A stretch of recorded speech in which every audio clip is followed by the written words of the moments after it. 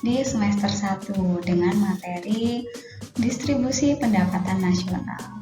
Di pertemuan sebelumnya kita sudah membahas mengenai pendapatan nasional ya, dari pengertian, tujuan serta manfaat, bagaimana cara penghitungannya, serta konsep-konsep yang digunakan dalam pendapatan nasional tersebut.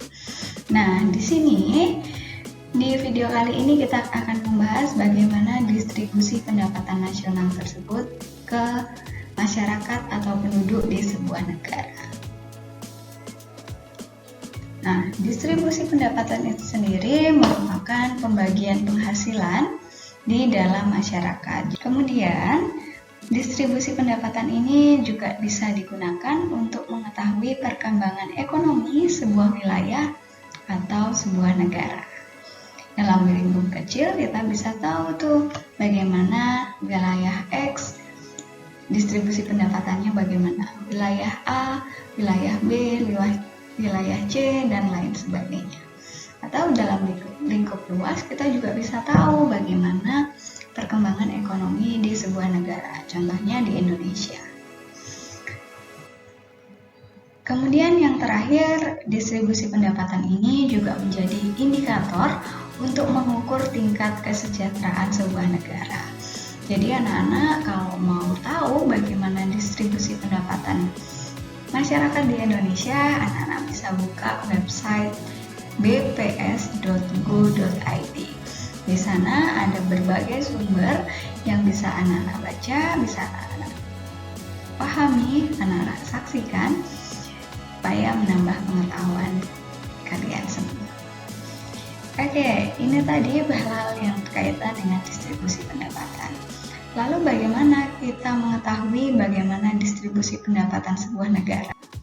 Kita menggunakan beberapa kriteria.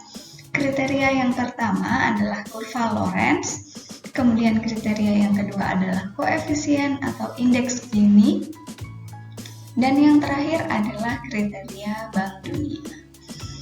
Kita akan bahas satu persatu dimulai dari kurva Lorenz. Jadi anak-anak, kurva Lorenz merupakan kurva yang menggambarkan bagaimana distribusi pendapatan nasional di berbagai lapisan penduduk. Kemudian kurvanya seperti apa? Anak-anak bisa lihat di kurva yang telah tampil di layar. Jadi di sini ada gambar kurva Lorenz. Apabila anak-anak perhatikan, di sini ada garis diagonal dari kiri bawah ke kanan atas.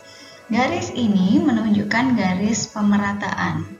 Jadi, semakin mendekati garis diagonal, maka distribusi pendapatannya semakin merata. Sedangkan, kalau semakin menjauhi garis diagonal, maka pendapatan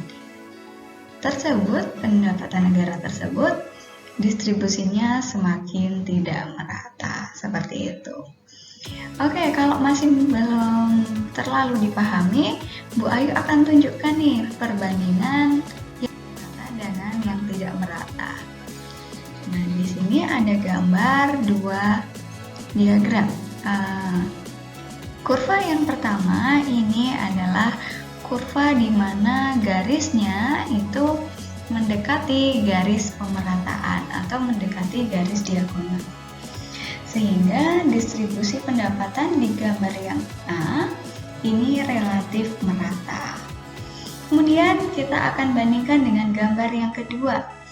Gambar yang kedua ini menunjukkan bahwa kurva Lorenz-nya semakin menjauhi garis pemerataan atau garis diagonalnya. Nah, di sini distribusi pendapatan relatif tidak merata. Apabila kita bandingkan yang A atau yang B yang lebih merata, maka yang lebih merata adalah yang A. Lebih bagus yang merata atau yang tidak merata? Tentu akan lebih bagus yang merata, yang artinya antara si kaya dengan si miskin itu gapnya atau kesenjangannya tidak terlalu banyak. Seperti itu, tidak seperti gambar yang di gambar yang B. Kemudian yang berikutnya koefisien Gini. Ini adalah kriteria yang kedua ya. Koefisien Gini ini merupakan metode perhitungan yang diungkapkan oleh Corrado Gini. Dipublikasikan tahun 1912. Nah, koefisien ini biasanya digunakan untuk mengukur kesenjangan atau ketimpangan pendapatan secara menyeluruh. Jadi menyeluruh di sini artinya dalam sebuah negara. Kemudian koefisien Gini ini angkanya anak-anak berkisar antara 0 sampai dengan 1. Atau apabila koefisien Gini bernilai 0 berarti pendapatannya merata sempurna. Kemudian kalau 1 berarti ketimpangannya yang sempurna. Jadi ada kesenjangan yang terlalu jauh ketika koefisien Gininya nilainya adalah 1. Ya, secara lebih jelas kita bisa gunakan rumus berikut. Ini rumus yang Ibu peroleh juga dari website BPS ya. Jadi dalam website BPS itu juga ditampilkan juga koefisien Gini. Bagaimana pemerataan pendapatan dengan koefisien Gini ini. Rumusnya seperti tertampil. Baik, dalam tabel ini Bu Ayu tunjukkan nilai koefisien dan interpretasinya, maknanya seperti itu. Yang pertama, apabila nilai koefisiennya atau X-nya sama dengan 0, maka ini berarti distribusi pendapatan merata sempurna. Kemudian apabila lebih dari 0 dan sampai dengan 0,4, di bawah 0,4 begitu, maka ketimpangannya rendah. Sedangkan apabila berada di antara 0,4 sampai dengan 0,5, maka tingkat ketimpangannya sedang. Apabila antara 0,5 sampai dengan 1, maka ketimpangannya tinggi. Sedangkan apabila nilai koefisiennya sama dengan 1, maka distribusi pendapatannya tidak merata sempurna. Atau dalam hal ini hanya dikuasai oleh satu pihak saja. Lebih bagus yang mana? Tentu lebih bagus yang koefisien Gininya kecil anak-anak, karena semakin kecil berarti menunjukkan distribusi pendapatan yang semakin merata sempurna. Kriteria yang terakhir adalah kriteria yang diungkapkan oleh Bank Dunia. Jadi Bank Dunia juga punya kriteria anak-anak. Menurut Bank Dunia, ketimpangan distribusi pendapatan dapat diukur dengan menghitung persentase jumlah pendapatan masyarakat berpenghasilan rendah atau berpendapatan rendah dibandingkan dengan total pendapatan penduduk. Berikut ini adalah kriteria Bank Dunia, yaitu yang pertama ketimpangan tinggi. Jika 40% penduduk berpendapatan rendah menerima kurang dari 12% dari total pendapatan. Sedangkan ketimpangan sedang apabila 40% penduduk berpendapatan rendah menerima 12% sampai dengan 17% dari total pendapatan. Ketimpangan rendah terjadi apabila 40% penduduk berpendapatan rendah menerima lebih dari 17% dari total pendapatan.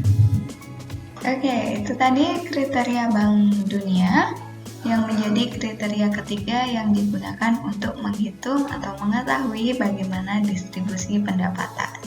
Baik, demikian tadi pembahasan mengenai kriteria distribusi pendapatan. Jadi ada 3 ya anak-anak. Yang pertama ada kurva Lorenz, yang kedua ada koefisien atau indeks Gini, yang ketiga ada kriteria Bank Dunia. Semoga penjelasan dari Bu Ayu sudah sangat jelas ya. Apabila ada yang ingin ditanyakan, boleh ditanyakan di kolom komentar. Nanti akan Bu Ayu jawab. Oke, terima kasih anak-anak. Demikian tadi video dari Bu Ayu untuk pembahasan mengenai materi distribusi pendapatan. Terima kasih dan sampai bertemu di video-video berikutnya. Terima kasih.